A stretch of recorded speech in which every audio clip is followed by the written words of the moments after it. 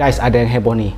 Jadi ada salah satu orang yang diduga sebelumnya pernah dibantu oleh Bang Densu, dan di sini dia speak up dan mengirimkan DM kepada Bang Densu.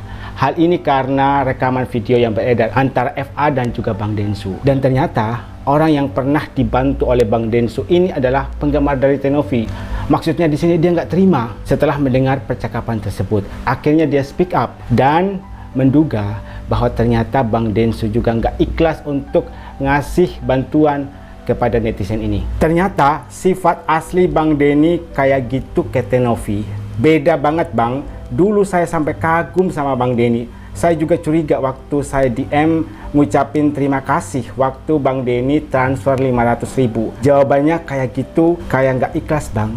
Jadi Bang Densu ini pernah transfer uang 500.000. Pada saat penerima donatur ini mengucapkan terima kasih kepada Bang Densu, mungkin ada balasan dari Bang Densu yang menurut dia itu nggak ikhlas. Kemudian dibalas oleh Bang Densu, ya kalau percaya silahkan Bu. Yang penting saya bantu orang tulus. Nah, di sini ada penekanan dari Bang Densu. Yang penting saya membantu orang dengan tulus. Ibu yang saya bantu aja bisa ngomong gitu ke saya. Tanya Novi kebenarannya. Suara rekaman itu sudah saya kirim ke Novi dan timnya 2 bulan lalu sebagai petunjuk buat mereka. Jadi kata Bang Densu, memang sengaja Bang Densu melempar pertanyaan seperti itu kepada FA untuk memancing FA mengeluarkan lagi unek-uneknya gitu ya tentang Teh Novi dan menjadi bahan dari Teh Novi untuk menyerang balik atau menangkis serangan dari FA. Tapi netizen pendukung Teh Novi sudah terlanjur kecewa sama Bang Densu. Makanya ada yang sampai DM seperti ini kepada Bang Densu. Jawaban saya saat bantu supaya ibu cari cara karena saya tahu uang 500 itu nggak akan cukup. Maksudnya di sini jawaban saya itu bukan berarti saya nggak ikhlas ya, tapi saya pikir 500.000 itu nggak cukup. Maka saya memberikan jawaban mungkin sebagai penyemangat gitu ya kepada penerima bantuan ini agar bekerja lebih keras lagi seperti itu ya. Kemudian di situ, apapun yang terjadi, gue tetap akan buktikan gue bantu Novi selesaikan masalah donasi. Ada penekanan di akhir. Apapun yang terjadi, saya akan bantu Novi selesaikan masalah donasi. Dan dalam hal ini, Bang Densu ingin mereka berdamai antara pihak Agus dan juga pihak Teh Novi. Kemudian di sini ada postingan dari salah satu penggemar Teh Novi dan memang ini benar-benar untuk Teh Novi ya. Predikat orang yang tersabar dan tersakiti di tahun 2024 jatuh kepada Teh Novi. Kalau dari G-Spot tadi mendapatkan penghargaan sebagai strong woman ya, tapi ini ada lagi predikat baru nih, wanita tersabar dan tersakiti di tahun 2024. Disakiti oleh si Agus, orang yang sudah ditolongnya. Orang yang sudah ditolongnya malah melaporkan Teh Novi. Kemudian ada dugaan bahwa si Agus ini memutarbalikkan fakta. Kita tunggu nanti sampai di pengadilan siapa yang benar dan siapa yang salah. Diserang oleh pengacara-pengacara abal-abal FA, RDL, AL. Nyerangnya itu bukan nyerang soal kasus Agus kan, tapi nyerangnya ke arah pribadi. Pribadi dari Teh Novi itu diubek-ubek ya. Masa lalunya diubek-ubek, mencari kesalahan, mencari celah untuk menjatuhkan Teh Novi. Hianati pengacaranya sendiri, si Brian. Hidup Pak Brian, hidup Pak Brian. Ditusuk dari belakang oleh orang yang dipercaya, yaitu Denny Sumarko. Difitnah oleh Sansa Bella. Kasus narkoboy jadi ani-ani, masa lalunya dicari-cari. Tapi kalian lihat, Teh Novi tetap berdiri teguh. Seperti dalam sambutannya ketika mendapatkan gelar sebagai strong woman di G-Spot, apapun yang terjadi, saya tetap akan melanjutkan dan tetap akan konsisten untuk membantu orang lain. Bahwa Novi tidak lagi mengurus yayasan, gimana buat Agus? Ya, guys, si Agus bilang Agus mau menghubungi Novi dan menghubungi Gary itu takut dibikinin status. Dia lebih takut distatusin.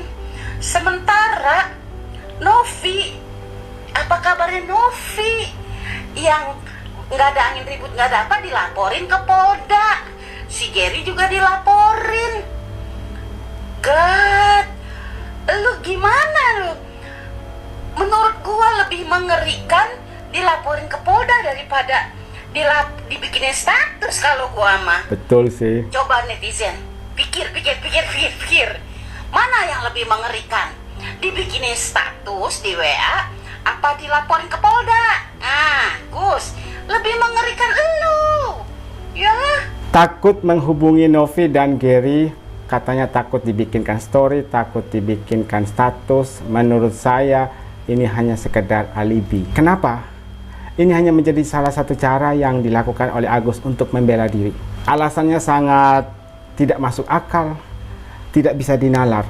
Takut dibikinkan status. Gak mungkin sekelas Tenovi dan Bang Gary, kalau Agus sudah mau untuk berkomunikasi dengan mereka, apalagi minta maaf ya, pasti mereka akan menerima permintaan Agus. Mereka itu manusia juga, punya hati, punya perasaan, apalagi Tenovi yang sudah terbiasa untuk membantu banyak orang yang kesusahan, apalagi ODGJ. Jadi menghandle Agus sebenarnya itu perkara mudah gitu ya, kalau Agus saja tidak keras kepala. Hanya itu kuncinya. Jadi nggak ada alasan bagi Agus tidak menghubungi Novi karena takut dibikinkan status. Sementara dia nggak takut ngelaporin Tenovi dan Gary ke polisi. Betul sekali. Dia takut ketemu Tenovi atau menghubungi Tenovi dan Gary, takut dibikinkan status. Tapi dia nggak takut untuk melaporkan Tenovi dan Gary ke kepolisian. Ini kan perbedaannya sangat nyata gitu ya. Makanya Ibu Big Mama ini bilang, mendingan takut melaporkan Tenovi dan Gary ke polisi daripada takut menghubungi Novi dan Gary. Pintar ngomong saja, harus diakui ya.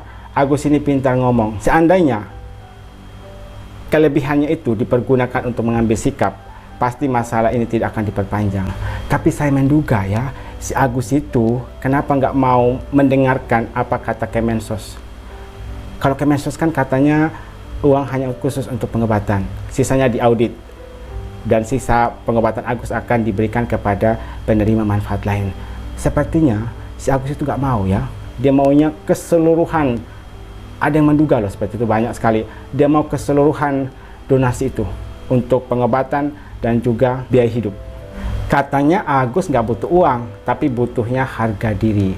Nah, hal ini terus diungkit-ungkit oleh netizen berdasarkan pernyataan langsung dari Agus. Saya tidak tahu apakah si Agus ini menyesal karena sempat mengeluarkan statement seperti itu, atau mungkin karena sudah terlanjur gitu ya. Jadi ya udah, biarin dah. Fokusnya sekarang untuk mengejar uang donasi agar kembali. Tapi laporan Agus ke Polda ditolak. Soalnya tidak ada unsur pidana. Herannya di sini ya, PH-nya itu sebelum melaporkan Tenovi dan juga Gary ke kepolisian, apakah mereka nggak mempelajari dulu yang mau dilaporkan ini ada unsur pidana atau tidak, atau hanya sekedar melaporkan dengan tujuan untuk menakut-nakuti gitu ya? Saya juga tidak paham ya.